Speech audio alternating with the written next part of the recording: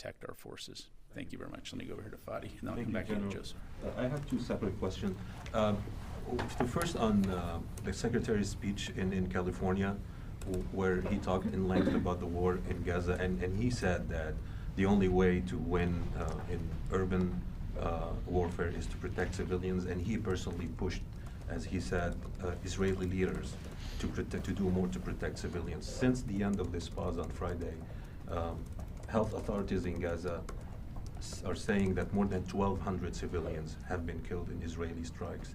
How satisfied is the Secretary from the way Israel is going about protecting civilians in Gaza? Yeah, thanks, Fadi. So I can't comment on the numbers that Hamas, the Hamas Health Ministry is putting out, so I can't verify those numbers. But what I can say, can I answer your question? What I can say is that the Secretary, his words speak for themselves.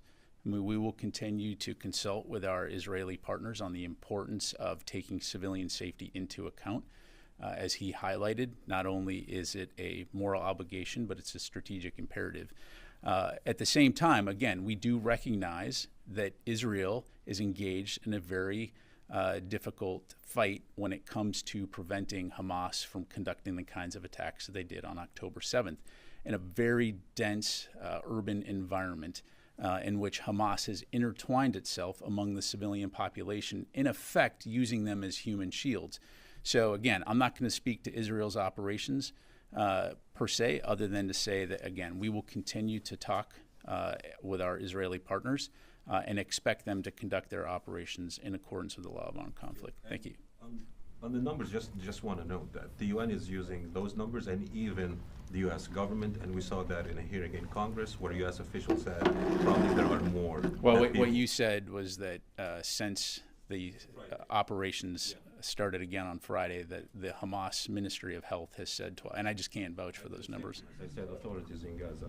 But what I'm saying is even the U.S. government is acknowledging that these numbers are accurate. But on the second issue, Amnesty International new investigation has said that 43 Palestinian civilians have been killed in 2 unlawful airstrikes by Israel using U.S.-made weapons, and Amnesty is saying these are apparent war crimes.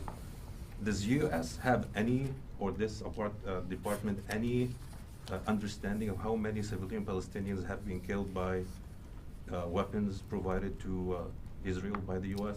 Yeah, thanks, Fadi. So as far as the report goes, we're reviewing that report. As you know, as a general matter, we don't offer public evaluation, or we don't offer evaluations of public reports that are by outside groups. But again, I'd go back to what I said earlier, is that we are going to continue to consult closely with our Israeli partners on the importance of taking civilian safety into account in conducting their operations. Let me go to Joseph. Thanks. Earlier today, the Lebanese army announced that an Israeli strike on a Lebanese base killed 1 Lebanese soldier, injured 3 others. It seems like it's the first of this kind, and without speaking to Israeli operations, it also comes on the heels of last week's call between General Brown and the Lebanese army chief, and General Brown reiterated the need to restore calm along the blue line.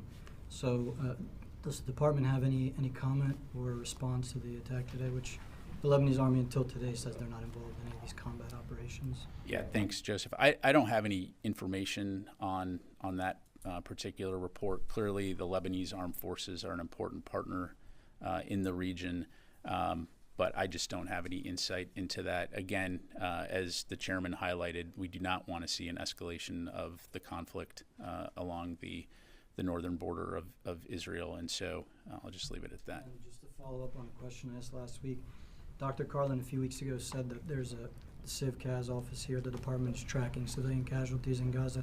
Do you have any, can you elaborate at all on what exactly they're doing? Are there any reports that are expected to come out? I'll have to take that question. I don't have any further information.